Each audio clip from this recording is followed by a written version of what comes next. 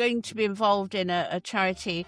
It's about, which is really relevant right now, saving young girls from abuse, and which is really big right now. And I shall call on you when I've got it going. And it's just because it's so sadly part of our lives, and it's part of our structure in this terrible world we live in, and we all have to fight and do something about it and be part. Like you with your breast cancer, if you don't fight, if nobody knows, nobody's part of it. Isn't it amazing, all the things that people used to be ashamed of, hiding things away, like abuse, like cancers. Nowadays, as women, we can stand up and say, this isn't okay, and let's do something about it. Yes. And the generations before us couldn't do that. No. So the fact that you're doing this is so wonderful and testament to you. It's so important that we're out there and we stand up and go, because I was in an abusive relationship long before I was married. And so I've been there. I know what it means. And I know when people can't get out, can't get out of the situation, know why they can't. And people say, oh, they could just walk away. No, you can't. It's much more a mental problem, and they need help, and they need somebody to talk to.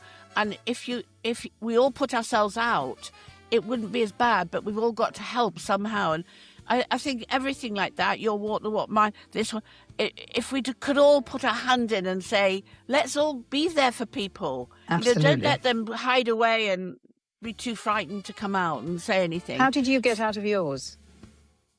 Strange story, the way I eventually got rid of this person.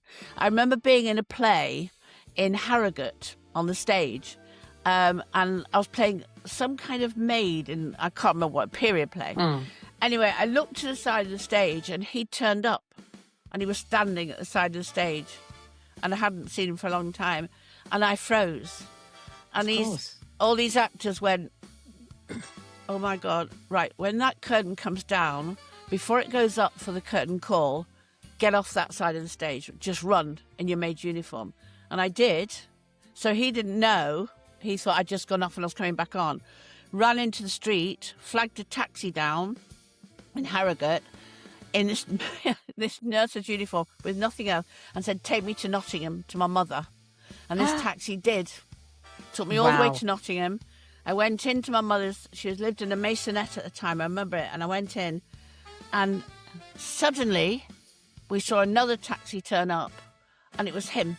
No. So she hid me behind a boiler, her boiler in her little cupboard, and I hid behind the boiler, and she let him in.